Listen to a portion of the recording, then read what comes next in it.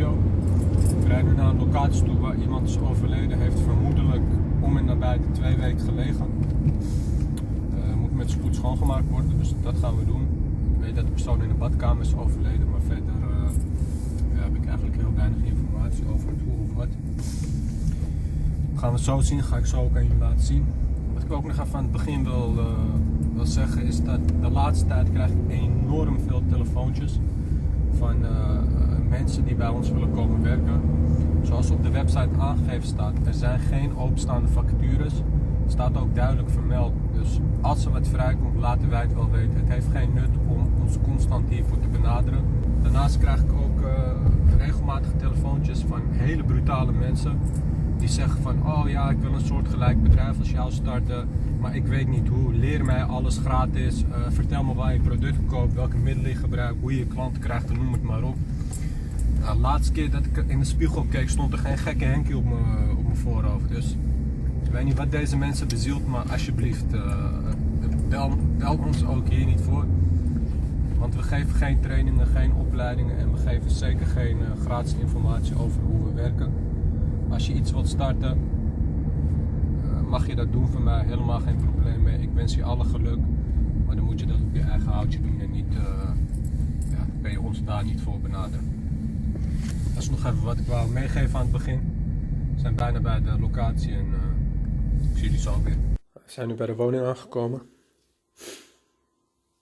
Het is waarschijnlijk niet zo dat de persoon hier 2 weken heeft gelegen. Daar is de geur ook niet naar. Dat wordt nu nog bepaald door de nabestaanden. Maar goed, dat maakt voor ons verder niet uit. Wij moeten dit nu gaan opruimen. Het gaat voornamelijk om deze ruimte. Het is allemaal veroorzaakt door een hoofdwond. Dit gaan we zo opruimen. We gaan eerst hier aan de slag.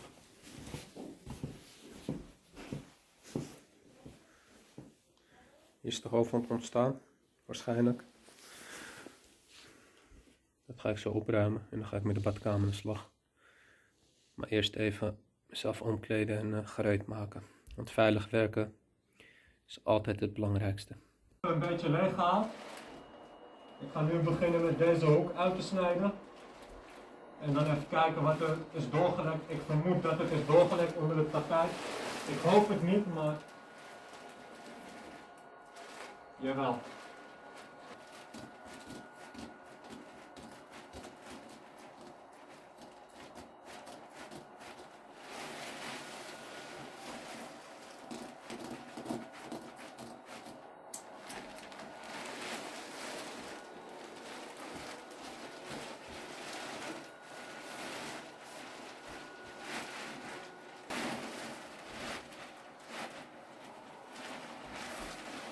Gewoon dit maar. Kijk, hier zie je heel goed hoe het is doorgelekt. Tot de vloer eronder. Daarom, mensen denken altijd, oh het is makkelijk, even een tapijt weghalen met wat bloed, maar er wordt niet bij stilgestaan hoe ver dat doorcijpelt. Het kan soms zelfs door het plafond heen gaan. Dus altijd doordenken. Nou, nu hebben we het eerste gedeelte gedaan. Nu komt het tweede stuk. Dat is al een stuk kleiner gelukkig. Nou, dit ligt dan los. Die kan ik makkelijk eruit snijden.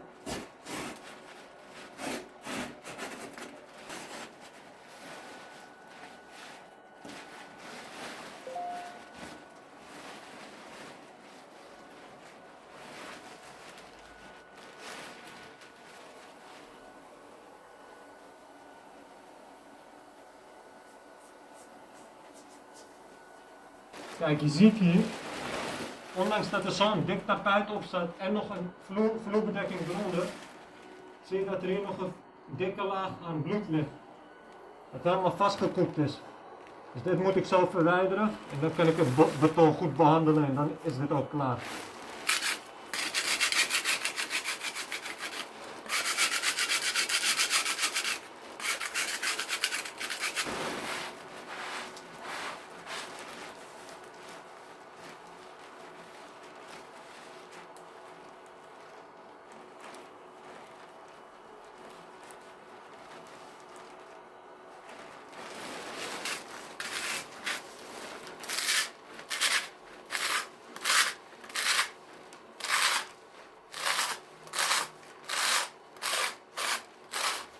De ergste stukken zijn nu weg. Mijn handen zijn nog steeds schoon.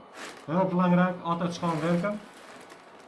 Ik heb de ergste stukken nu verwijderd, want anders kan ik niet doorgaan met de behandeling, zeg maar. Eerst altijd het grove weg. En ik ga hem nu nogmaals behandelen met een ander middel. Nu gaat er een heel klein beetje van dit middel bij. Dit is super krachtig, dus een heel klein beetje kom je al heel ver mee.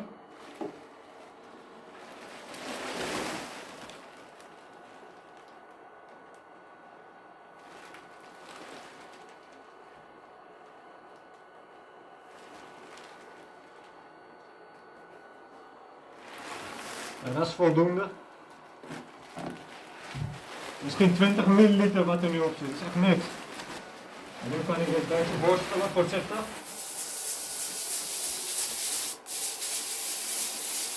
En je ziet al hoe het bloed gewoon verdwijnt.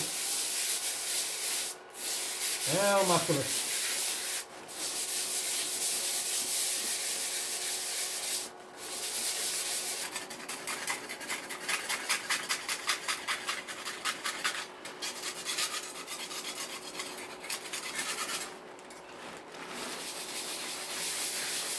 Nou, dit is klaar.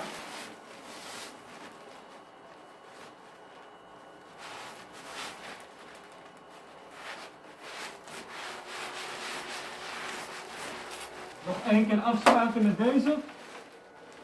Dit laat ik dan intrekken en dan is het hier klaar. Voor nu.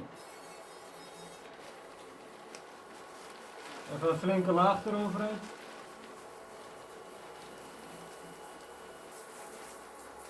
Zo, dit kan gewoon lekker intrekken en dan is het hier klaar.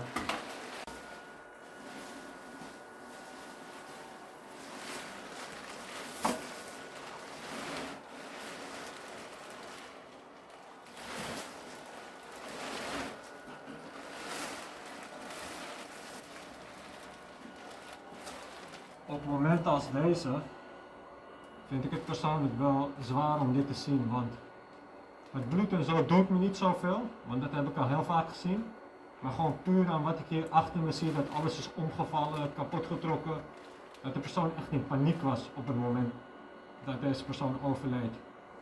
En als mens, om te zien en te voelen en te weten dat een ander mens zo pijn heeft geleden, dat doet je wel wat.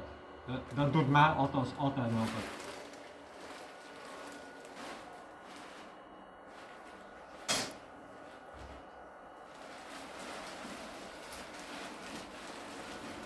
Ik ga eerst de badkuip schoonmaken. En waarom ga ik dat doen? Omdat ik dan zo meteen een plek heb waar ik schoon dingen kan wassen, waar ik in kan staan, of misschien mijn laarzen af te wassen. Gewoon een schone plek waar ik dingen kan doen, zeg maar.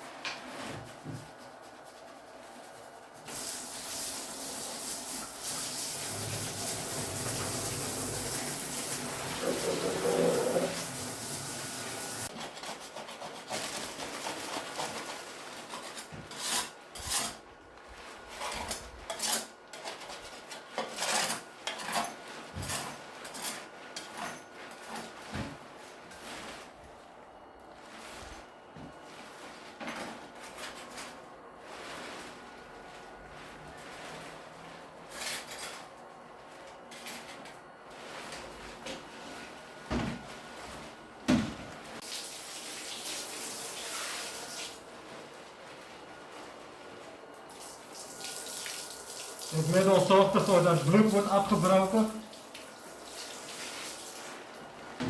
En dan kan ik het straks heel makkelijk weghalen. Ik kopieer even iets voor de deur, zodat het niet doorlekt. Extra bescherming.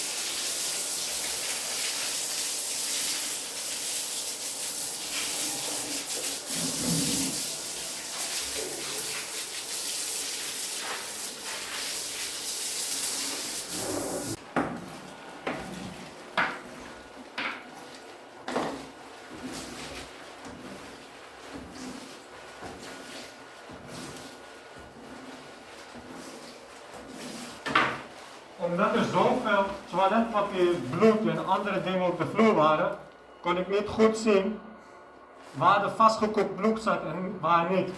Je ziet hier op de vloer, zie je die zwarte stippen.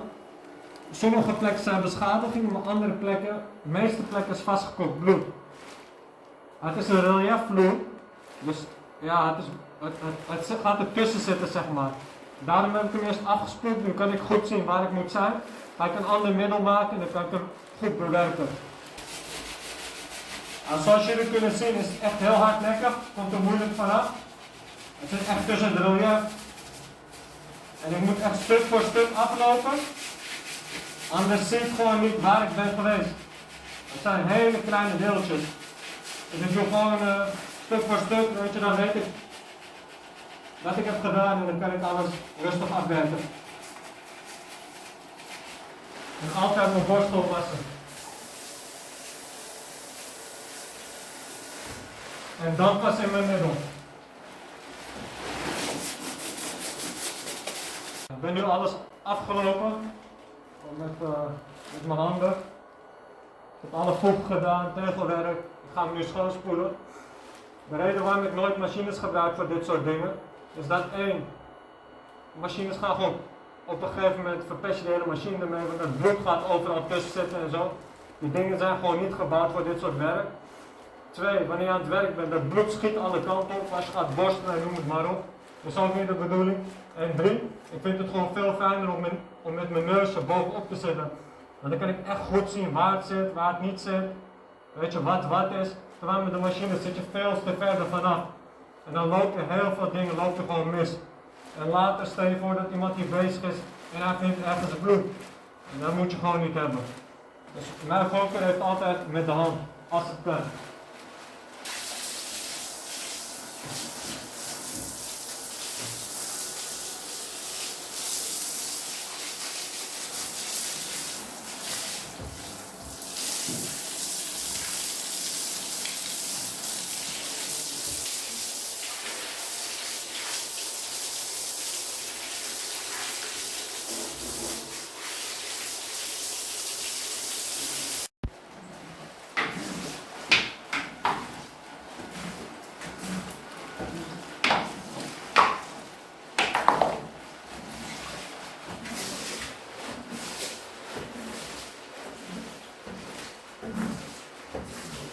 Om alles in te sprayen met desinfectant.